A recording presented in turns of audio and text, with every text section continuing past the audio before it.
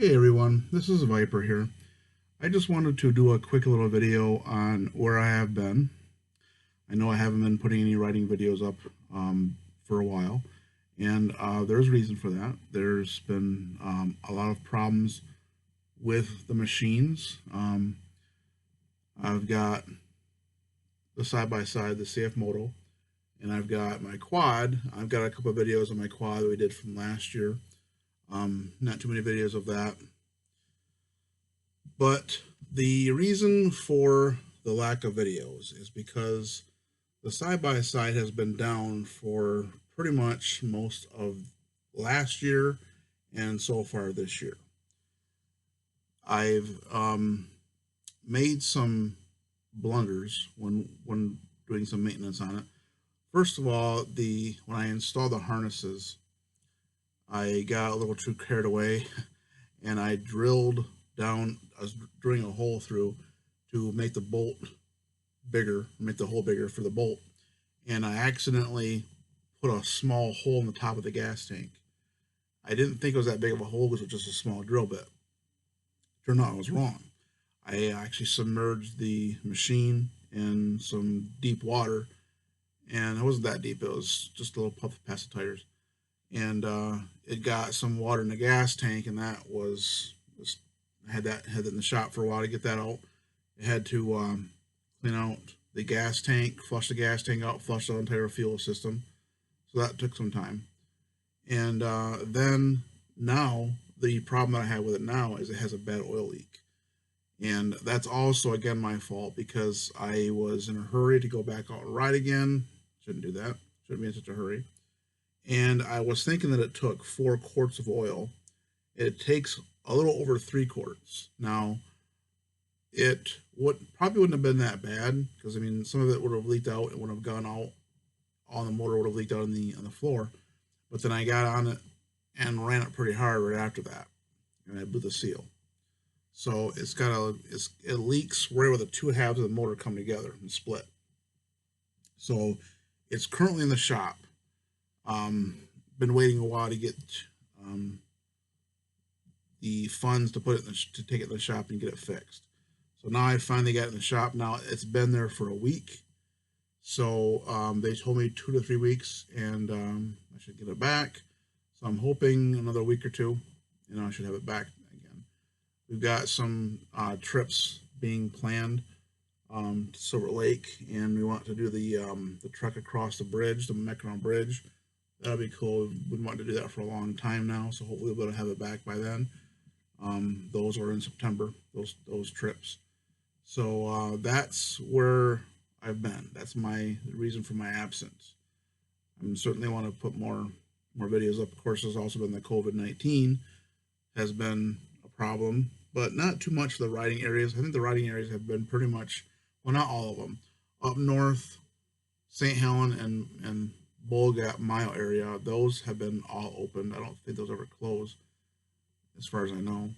And but the other riding areas like Silver Lake, Bundy Hill, all those places like that, those were all closed because of the COVID. So that's another problem too. Is it's been kind of hit and miss on that. So hopefully soon we'll be able to get some more riding in, and get some more videos up. Now I've always wanted to do a video ever since I've owned the machine on how the CFMOTO is, my thoughts on the CFMOTO. I've got about 1,200 miles on my machine now. And I gotta say that the machine has been an absolute blast. There's times that, I'm making payments on the machine, and I'm thinking to myself, why did I buy that thing? Well, and then I get in the machine and go for a ride, and it's like, yeah, this is why I bought it. Because it's so much fun to have, and it's been a blast. I've enjoyed every ride with that thing. It's been a lot of fun to have.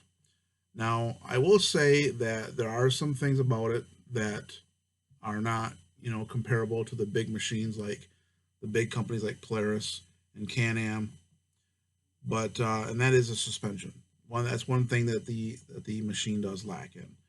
And it's got decent suspension, like we lived on a really rough road, really bad road. It was just really bumpy, and potholes and patches and things. It was really bad. So you couldn't go over it very fast with a car, but you could fly down the road with that thing, and it would just soak up the bumps. So that kind of stuff is fine. But when you're going over a whoop-de-doos, it doesn't handle very well. It'll kind of buck you off, and you got to be careful on those because it can throw you off and throw you out of control because the suspension is just not there. It's not adequate for that. So one case in point, we went to my nephew and his girlfriend and I. We went to did a trip up north. We rode from St. Helen to Houghton Lake, and I never recorded anything from that video because it was a horrible ride. The trip was not enjoyable at all. The way there and the way back, the best part of the video, the best part of the trip was the restaurant we stopped at in between time we get to Houghton Lake. The rest of it was just terrible because it was so rough. It was just so bumpy, and I had other people that were going past us, and I saw the side by side blog guys, if you know who those are. I saw those guys go past us. They were just flying down the trails because their machines can handle it. They got a lot better suspension and a lot more travel, so they could just handle the bumps. The average speed that we had was about 16 miles an hour. So that's just going to show you how bad it was. So that's one thing that I would say is not the best on the machine. Now you can get better shocks for it. The current shocks on there, they have a compression and a rebound. You can get Elka shocks for about $1,500 front and rear that do not have both the compression and the rebound settings. So I think this has just a rebound. So I would want to have both. So you have more compression, more adjustability. So if you were to get ones that had the compression and the rebound, it would cost you about $3,000. So that's an option, if reliability or if suspension is important to your ride quality. But for the most part, I don't really miss it. I mean, I don't really feel that it's that worth it. For $3,000, I don't think so. So if I did a lot of rough riding, a lot of places where there's a lot of whoops and stuff, then possibly. But other than that, no. So as I said, I got about 1,200 miles on it. I've had it in the shop a few times, but every time I've had it in the shop, it's been for my own fault, things that I've done wrong. Like one time I had I went over, it was up down to Bundy Hill, and I hit a big rock. Now from the distance, I saw the rock. I didn't think it was that big of a rock, and I thought I'd just glance over it. As I got closer to it, I realized it was a bigger rock than I thought. I should have just hit the brakes, but I thought, well, it shouldn't be that big of a deal. Well, it busted the air clean off. So I tried to fix it myself, and it impacted the frame so bad that I had to have the dealership work on that. So that was another thing I had. So I mean, that's the 3 times I had it in the shop. There was one time that it was in the shop because of a water pump. It blew the seal in the water pump. Now that one is the one time that I can say was probably the fault of the machine, because they are notorious for having problems with there is a sensor that's supposed to go off, and it goes off and tells you obviously when the temperature is too high, and it kicks the fan on. That never kicked on. Now, I've been watching the thing. I would watch the thing for a long time because I've heard that they had that problem, and I had at this point had over 500 miles of the machine. I thought, well, maybe that was the older machines, maybe the 2017s. They fixed that, and they don't have that problem. So but I always kept a close eye on my temperature gauge every time I'd ride. Well, I let someone else take it for a ride around the yard, and they just kind of were doing laps around the yard and stuff, and they never paid attention to the temperature gauge. It was actually flashing at them, and they should have turned the thing off and let it cool. And when they got done riding, they turned it off, and they just started gushing antifreeze all over the driveway. and they it blew the seal in the water pump. That luckily was a warranty fit repair though, so they did take care of that because it's known for those problems. So that was the other time I had in the shop. So it's always been my own fault. The machine has been it's always been impressed me because the tires on that thing they're not stock tires. They're not like a cheap stock tire. They actually put name brand tires on there, and they have so much bite. I have put that thing through some nasty muck, and it just goes right through it. I've only had it stuck so bad, bad enough where I had to actually get pulled out. And my little quad, little two-stroke quad, um, was able to pull it out, surprisingly. But my two-stroke does have four-wheel drive on it, so um, it's got that going for it. But I all I need was just a little nudge going backwards, and I was able to back right out.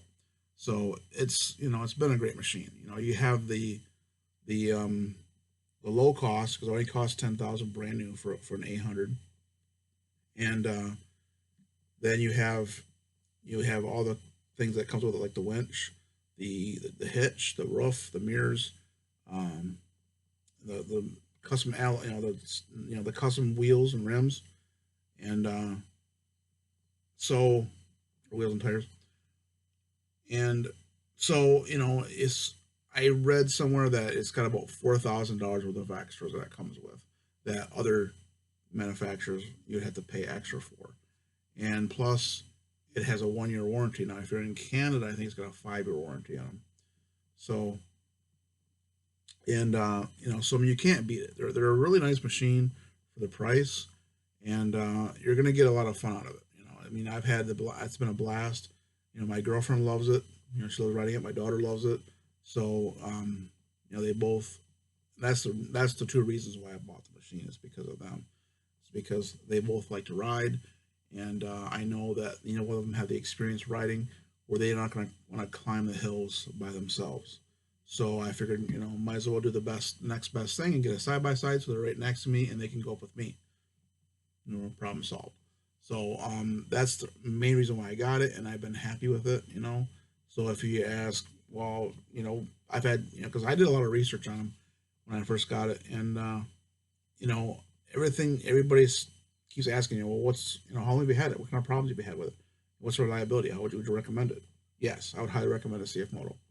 They are very well built machines. They have the company that makes them. CFMOTOs are they've been around for over 30 years. They're becoming more popular now in the United States. They've only been in the United States for about 12 years or so now. So they are becoming more popular, and so you have a lot more. You're paying a lot less money for the machine, and you're getting a reliable machine. You're getting all these extras that you have to pay extra for on other manufacturers. So for the price, the reliability you get is unbeatable. If you want a low cost machine that will last you and that will be reliable and just keep asking for more abuse, I've abused it a lot. Trust me, they are good machines. So anyway, I just want to do a quick update and on this as to where I've been, and hopefully we'll be getting back on the trail soon. All right, catch you guys later.